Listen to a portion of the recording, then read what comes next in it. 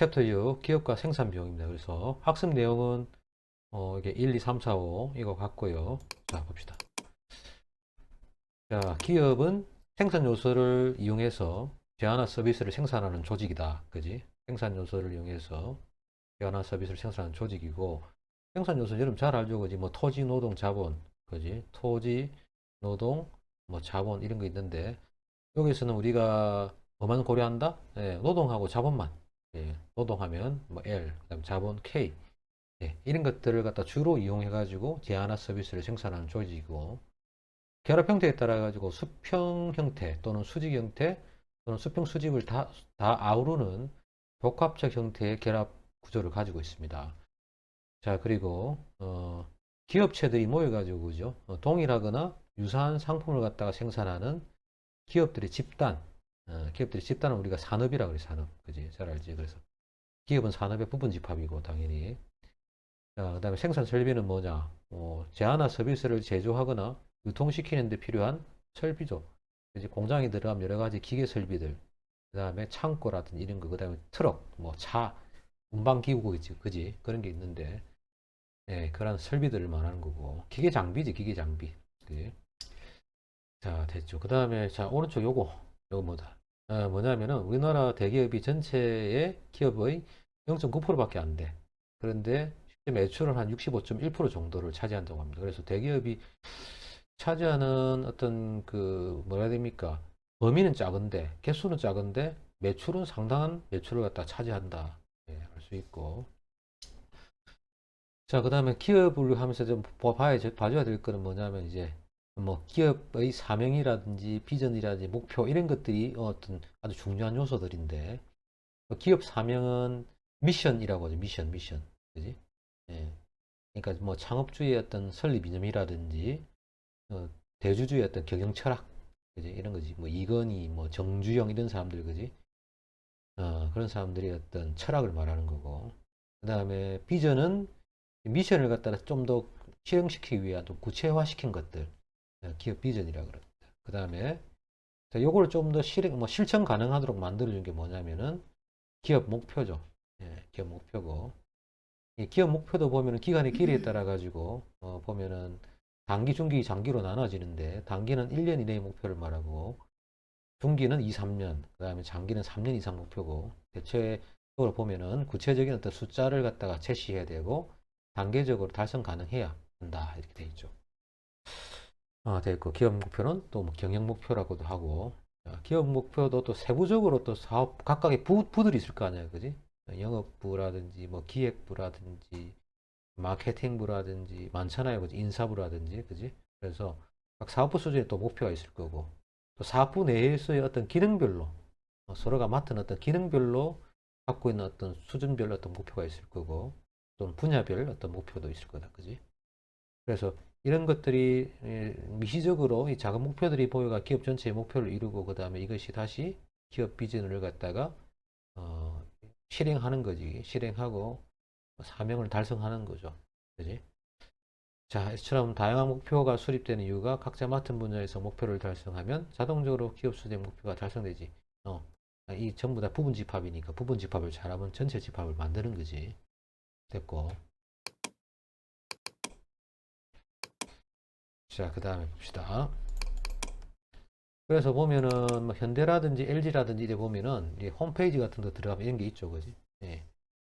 뭐 경영이념 체계를 소개한다 해가지고 경영 철학이 나오고 있고, 그지? 뭐 창의적 사고와 끝없는 도전 저지쩌고, 그지? 이런 것들이 많은 거고, 이걸 좀 구체화시킨 게 뭐냐면 비전인데, 뭐 자동차에서 삶의 동반자로 차만 만들지 말고 사람들의 삶을 좀 더 풍요롭게 하는 그런 동반자가 되다는 뜻이고, LG 같은 경우는 뭐 LG 웨이 해가지고 이렇게 나타내고 있는데, 화면을 키우면 이렇습니다.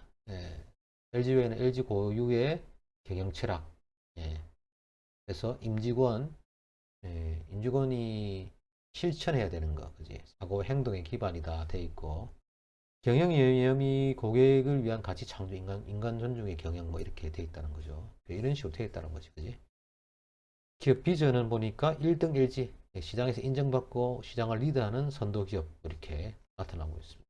그래서 여러분들이 취업할 때는 들어가고 싶은 회사에 이런 기업의 어떤 이념이라든지 철학이 어떻게 되는지, 비전이 어떻게 되는지 이런 거 다 여러분들 홈페이지 들어가서 좀 읽고 그렇게 가야 됩니다. 그게 도움이 됩니다.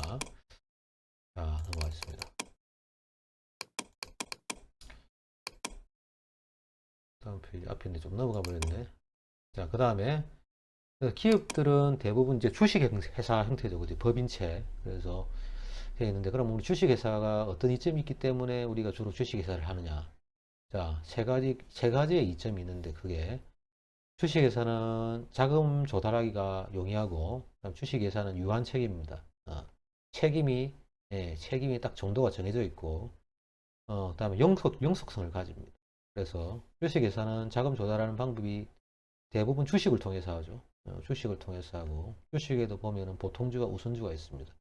보통주는 보면은 이제 가장 주식회사가 발행한 가장 일반적인 주식이고, 어떤 특별한 어떤 공시가 없는 한 어길권이 있는 주식입니다.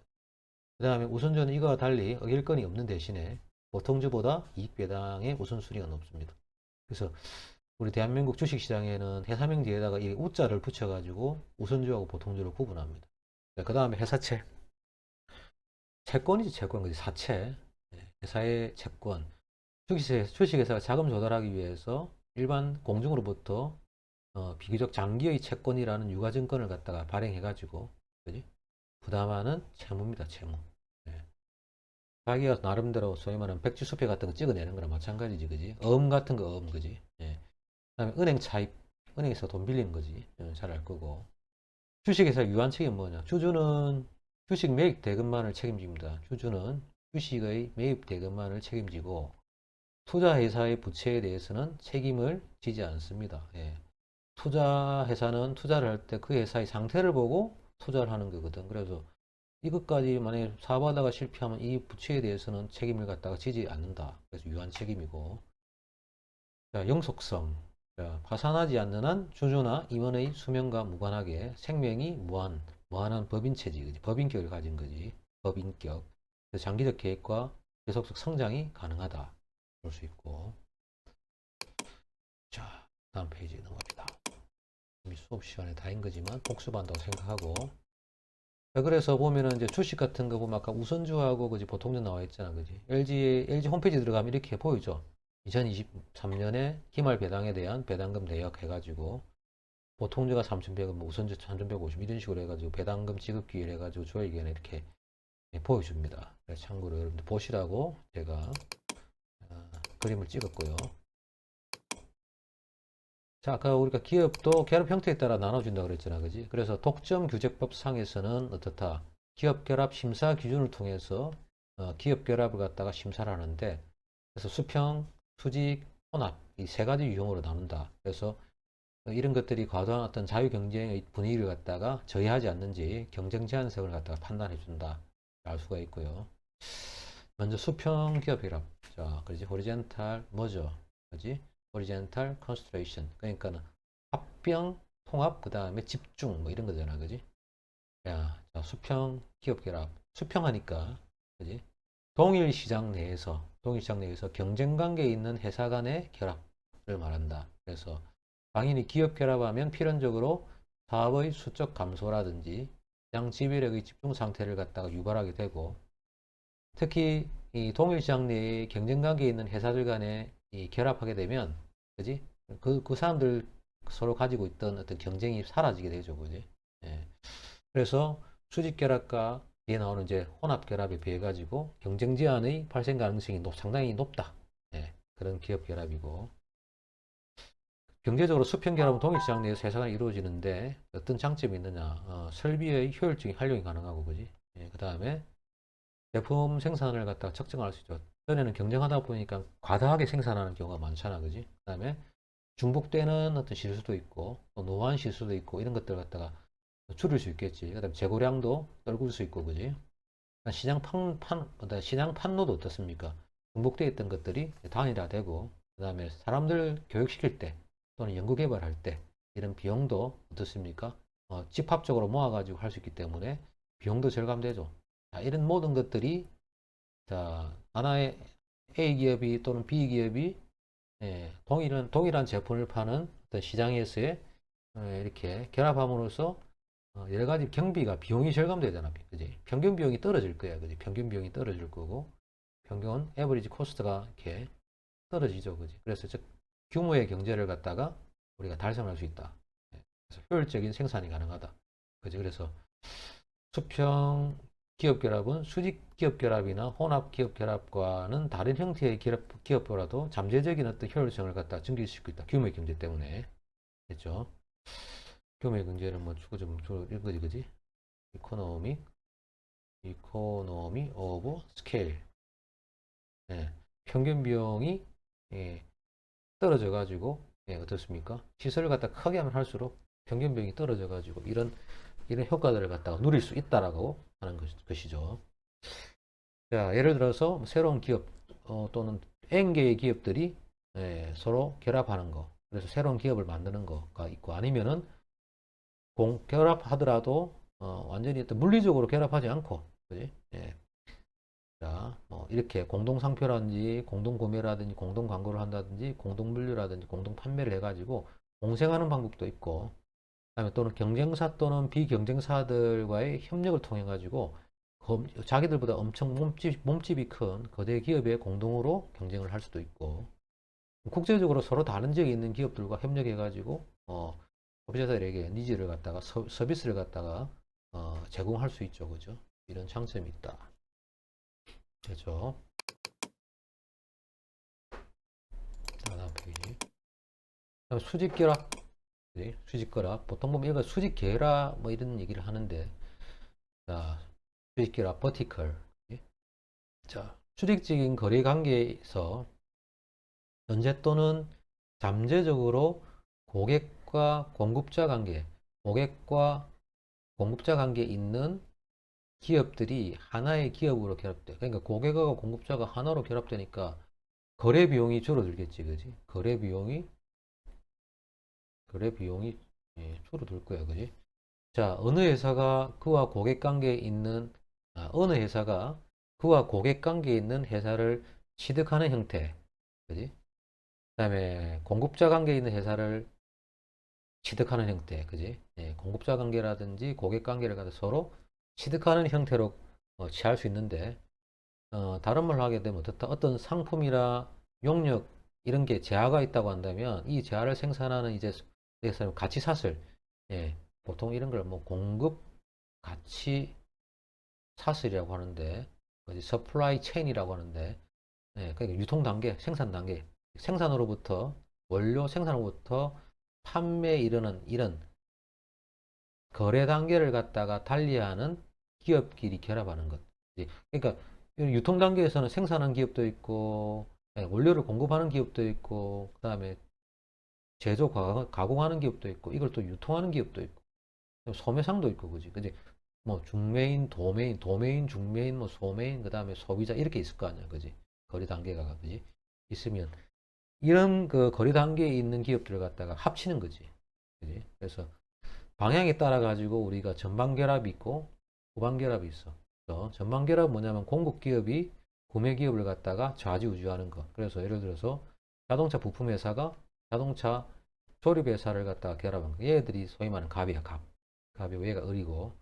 그 다음에 구매 기업이 공급 기업을 결합하는 후방 결합이 있어. 그래서 자동차 조립 생산 회사가 부품 회사를 갖다 결합하는, 계열화시키는 이런 방법이 있다. 이런 것들을 뭐라고 후방 결합이라. 그래서 이렇게 우리가 단계별로 이렇게 그림을 그려보면 도시화시키면 원료 공급자가 있고, 그다음에 원료를 가지고 생산하는 생산자, 가공업자라든지 제조업자가 있고, 이걸 유통시키는 유통업자가 있고, 그다음에 마지막으로 엔드 유저가 있잖아, 그지?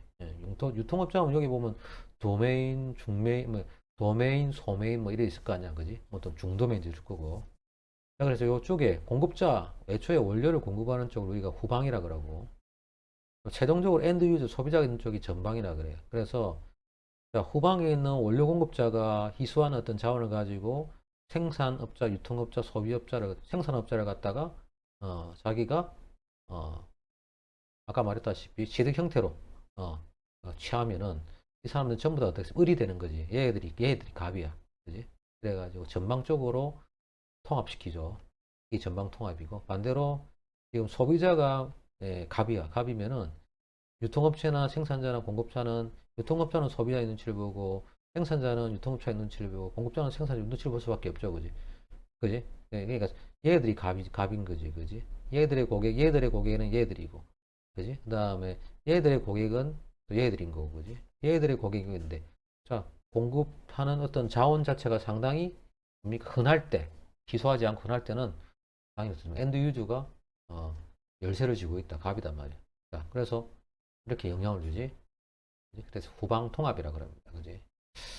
장점은 뭐냐? 아까 봤다시피 생산과 유통 과정에서 비용을 절감할 수 있다. 단점은 뭐라고? 경쟁 관계 있는 사업자의 구매선이나 판매선을 봉쇄해 가지고 이 경쟁대에 대한 차별을 하게 된다. 그래서 경쟁에 안 좋은 영향을 미친다. 그지? 그래서 이런 게 있고, 그다음에 당연히 이런 것들은 어떻습니까? 새로운 기업에 대해 가지고 진입 장벽이 되지. 진입 장벽이 되고, 예. 그다음에 기업 결합의 참가자들의 어떤 시장 지배력을 더 견고히 하죠. 그래서 경쟁 체제에 대한 어떤 자유 경쟁에 대한 어떤 여러 가지 제한성을 가질 수 있기 때문에 공정거래의 위배가 될 수 있다. 그지? 됐고, 그다음에 결합하는 형태도, 수직 결합 형태도 기업형이 있고 계약형이 있고 관리형이 있다. 기업형은 뭐냐면 생산, 도매, 소매상 거래 단계별로 기업을 갖다가 이거 자체를 하나 묶어버려. 그래가지고 기업 조직으로 통합 운영하는 형태죠. 그래서 뭐 여러분 잘 아는 뭐 동원이라든지 삼성이라든지 이런 회사들 보면은 이런 모든 단계를 갖다가 아예 따로따로 주지 않고 자기 기업 안에 완전히 계열화시켜 버리지, 그지? 전방 후방 통합 다 합니다, 그지?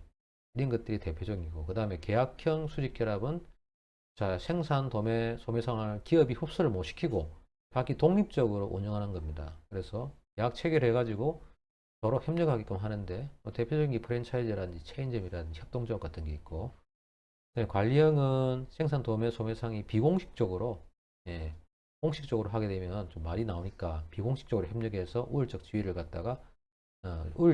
가지는 기업 중심으로 협조합니다. 그래서 선두적인 어떤 업체가 있다고 한다면 나머지 중소업체들이 그 업체를 따라가면서 전략은 뭐 마케팅 전략이라든지 판매 전략을 갖다가 구축한다는 얘기지. 그래서 이런 형태로 된 게 뭐냐면 생산, 도매, 소매상, 예, 됐습니다. 그래서 뭐 이런 형태로 되어 있고요.